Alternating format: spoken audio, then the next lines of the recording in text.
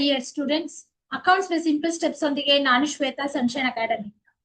Second PUC commerce ಮಕ್ಕಳಿಗೆ 3 chapters videos already upload ಆಗಿದೆ. Next chapter ಈಗ ಸ್ಟಾರ್ಟ್ ಮಾಡ್ತಾ ಇದ್ದೀನಿ. Chapter number 4 dissolution of partnership firm introduction ಮತ್ತೆ ಲೆಜರ್ ಅಕೌಂಟ್ಸ್ ಪ್ರಿಪೇರ್ ಮಾಡೋದಕ್ಕೆ ಫಾರ್ಮೇಟ್ ನಾನು ಈ ವಿಡಿಯೋನಲ್ಲಿ ನಿಮ್ಗೆ ಹೇಳ್ಕೊಡ್ತಾ ಇದ್ದೀನಿ. First dissolution of partnership firm ಅಂದ್ರೆ ಏನು ಅಂತ ಹೇಳಿ ನಾವೀಗ ತಿಳ್ಕೊಳ್ಳೋಣ. ಡಿಸಲ್ಯೂಷನ್ ಅಂತಂದ್ರೆ ಏನು? ಎಕ್ಸಿಸ್ಟಿಂಗ್ ನಲ್ಲಿ ಇರುವಂತ partnership firm winding up stage reach ಆದ್ರೆ, ವೈಂಡಿಂಗ್ ಅಪ್ ಅಂತ ಹೇಳಿದ್ರೆ ಕ್ಲೋಸಿಂಗ್ ಸ್ಟೇಜ್ ಗೆ ಬಿಸ್ನೆಸ್ ರೀಚ್ ಆದ್ರೆ ನಾವು ಅದನ್ನ ಡಿಸಲ್ಯೂಷನ್ ಆಫ್ ಪಾರ್ಟ್ನರ್ಶಿಪ್ ಫರ್ಮ್ ಅಂತ ಹೇಳಿ ಕರಿತೀವಿ. ಒಂದ್ಸಲ ಬಿಸ್ನೆಸ್ ಕ್ಲೋಸ್ ಆದ್ಮೇಲೆ ನಾವ್ ಏನ್ ಮಾಡ್ಬೇಕು, ನಮ್ಮಲ್ಲಿ ಇರುವಂತ ಎಲ್ಲಾ ಅಸೆಟ್ಸ್ ಸೇಲ್ ಮಾಡಿ ನಾವ್ ಏನೇನೆಲ್ಲ ಲಯಬಿಲಿಟೀಸ್ ಎಲ್ಲ ಪೇಮೆಂಟ್ ಮಾಡ್ಬೇಕು ಅದೆಲ್ಲ ಪೇಮೆಂಟ್ ಮಾಡಿ ಎಲ್ಲಾ ಅಕೌಂಟ್ಸ್ ನಾವ್ ಏನ್ ಮಾಡ್ಬೇಕು, ಕ್ಲೋಸ್ ಮಾಡ್ಬೇಕು. ಕ್ಲೋಸ್ ಆದ್ಮೇಲೆ ಇನ್ನೂ ಏನಾದ್ರೂ ಬ್ಯಾಲೆನ್ಸ್ ಅಮೌಂಟ್ ಉಳ್ಕೊಂಡಿದ್ರೆ ಬಿಸ್ನೆಸ್ ನಲ್ಲಿ ಅದನ್ನ ಏನ್ ಮಾಡ್ತಾರೆ, ಎಲ್ಲಾ ಪಾರ್ಟ್ನರ್ಸ್ಗೂ ಏನ್ ಮಾಡ್ತೀವಿ ನಾವಿಲ್ಲಿ ಡಿಸ್ಟ್ರಿಬ್ಯೂಟ್ ಮಾಡಿ. ಈ ಪ್ರೋಸೆಸ್ ನಾವು ಡಿಸಲ್ಯೂಷನ್ ಆಫ್ ಪಾರ್ಟ್ನರ್ಶಿಪ್ ಫರ್ಮ್ ಅಂತ ಹೇಳಿ ಕರಿತೀವಿ. ಈಗ ಫಾರ್ಮೆಟ್ ಹೇಳ್ಕೊಡೋದಕ್ಕೆ ನಾನು ನಿಮ್ಗೆ ಒಂದು ಕ್ವೆಶನ್ ನ ಹಾಕಿದೀನಿ. ಪ್ರಾಬ್ಲಮ್ ನಾನು ಸಾಲ್ವ್ ಮಾಡ್ತಾ ಇಲ್ಲ, ಫಾರ್ಮೆಟ್ ಎಕ್ಸ್ಪ್ಲೇನ್ ಮಾಡೋದಕ್ಕೆ ಒಂದು ಕ್ವೆಶನ್ ನ ಹಾಕಿದೀನಿ.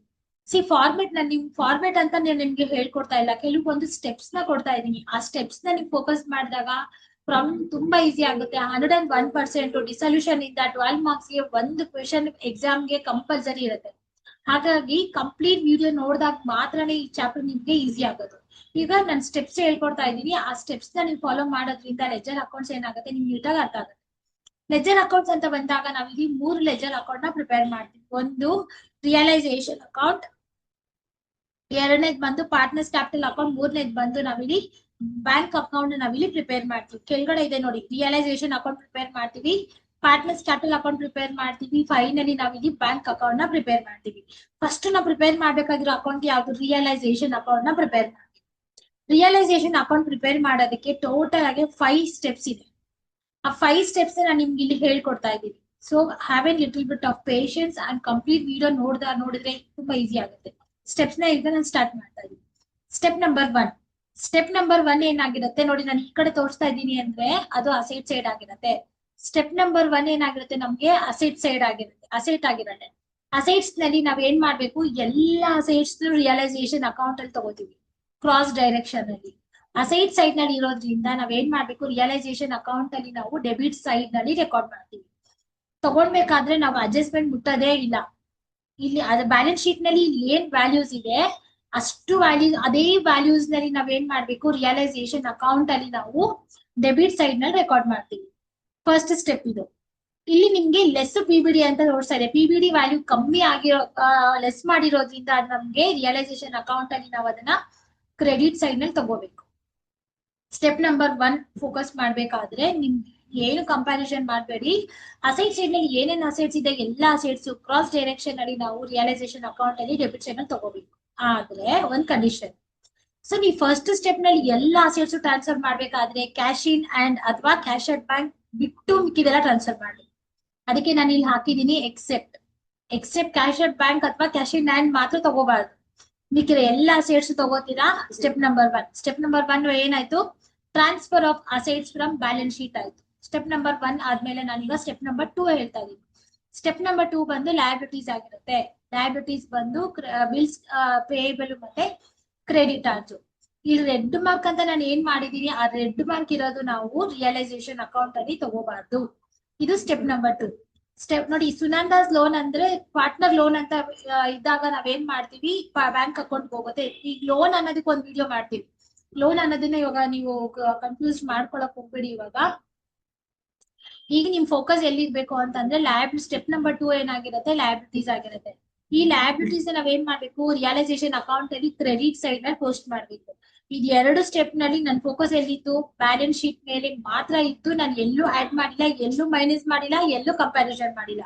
2 ಸ್ಟೆಪ್ಸ್ ಆಯ್ತು. ಥರ್ಡ್ ಸ್ಟೆಪ್ ಬಂದು ಅಸೆಟ್ಸ್ ರಿಯಲೈಸ್ಡ್ ಅಂತ ಇರುತ್ತೆ. ಅಡ್ಜಸ್ಟ್ಮೆಂಟ್ಸ್ ಅಲ್ಲಿ ಇರುವಂತ ಅಸೆಟ್ಸ್ ನಮ್ಗೆ ಸ್ಟೆಪ್ ನಂಬರ್ 3 ಆಗಿರುತ್ತೆ. ಈಗ ನಾವು ಬ್ಯಾಲೆನ್ಸ್ ಶೀಟ್ ಇರೋ ಅಸೆಟ್ಸ್ ನ ಯಾವ ಕಡೆ ರೆಕಾರ್ಡ್ ಮಾಡಿದ್ವಿ, ಡೆಬಿಟ್ ಸೈಡ್ ನಲ್ಲಿ ರೆಕಾರ್ಡ್ ಮಾಡಿದ್ವಿ. ಅಡ್ಜಸ್ಟ್ಮೆಂಟ್ಸ್ ಅಲ್ಲಿ ಇರೋ ಅಸೆಟ್ಸ್ ಏನಾಗುತ್ತೆ ಅವಾಗ ಕ್ರೆಡಿಟ್ ಸೈಡ್ ಬರುತ್ತೆ. ಇದು ನಿಮ್ಗೆ ಸ್ಟೆಪ್ ನಂಬರ್ 3 ಆಗಿರುತ್ತೆ. ಸ್ಟೆಪ್ ನಂಬರ್ 4 ಬಂದು ಲಯಬಿಲಿಟೀಸ್.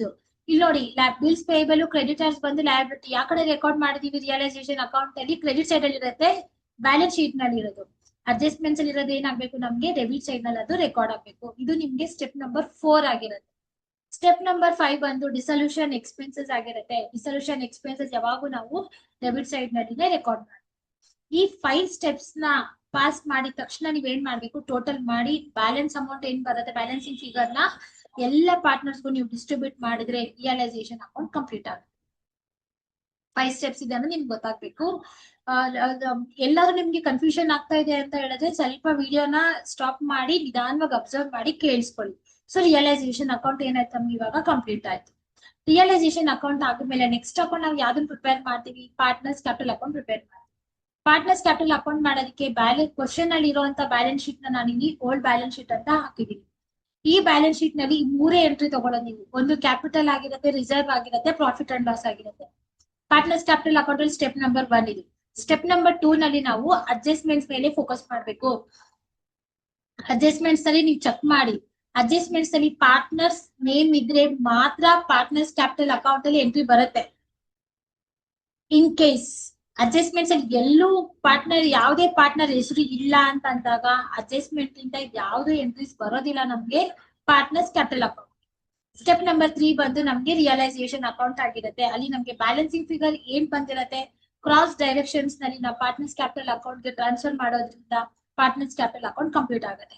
ಈ 3 ಸ್ಟೆಪ್ಸ್ ನ ಫಾಲೋ ಮಾಡಿದ್ರೆ ಪಾರ್ಟ್ನರ್ಸ್ ಕ್ಯಾಪಿಟಲ್ ಅಕೌಂಟ್ ರೆಡಿ ಆಗುತ್ತೆ. ಆಮೇಲೆ ಟೋಟಲಿಂಗ್ ಮಾಡಿ ಬರೋ ಬ್ಯಾಲೆನ್ಸ್ ನಾವು ಬ್ಯಾಂಕ್ ಅಕೌಂಟ್ ಗೆ ಟ್ರಾನ್ಸ್ಫರ್ ಮಾಡ್ಬೇಕು. ಕ್ಯಾರಿಡನ್ ಬ್ರಾಡನ್ ಮಾಡಬಾರ್ದು.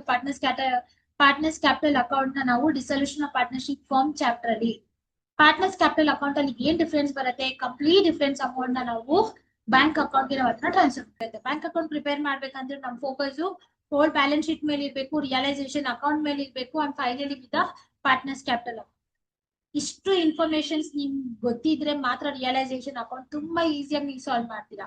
ನೆಕ್ಸ್ಟ್ ವಿಡಿಯೋನಲ್ಲಿ ನಾವು ಡಿಸಲ್ಯೂಷನ್ ಆಫ್ ಪಾರ್ಟ್ನರ್ಶಿಪ್ ಫಾರ್ಮ್ ನಲ್ಲಿ ನಾನು ಪ್ರಾಬ್ಲಮ್ ನ ನಿಮ್ಗೆ ಹೇಳ್ಕೊಡ್ತಾ ಇದ್ದೀನಿ. ಅಲ್ಲಿ ಪ್ರಾಬ್ಲಮ್ ಕೇಳಕ್ ಮುಂಚೆ ಫಸ್ಟ್ ನೀವ್ ಏನ್ ಮಾಡ್ಬೇಕು, ಈ ವಿಡಿಯೋನ ಕಂಪ್ಲೀಟ್ ಆಗಿ ನೋಡಿ.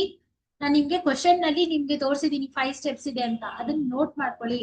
ಅದನ್ನ ನೋಟ್ ಮಾಡ್ಕೊಂಡು ನೆಕ್ಸ್ಟ್ ಪ್ರಾಬ್ಲಮ್ ನ ನೀವು ಜೊತೆನಲ್ಲಿ ನೀವು ಸ್ಟಾರ್ಟ್ ಮಾಡಿದಾಗ 101% ಒಂದೇ ಪ್ರಾಬ್ಲಮ್ ನಲ್ಲಿ ಕಂಪ್ಲೀಟ್ ನಿಮ್ಗೆ ಎಲ್ಲ ನಾಲೆಜ್ ಬಂದ್ಬಿಡತ್ತೆ. ಅಷ್ಟು ಈಸಿ ಆಗಿದೆ. ಆಮೇಲೆ ತುಂಬಾ ಇಂಟ್ರೆಸ್ಟಿಂಗ್ ಸಹ dissolution of partnership firm chapter.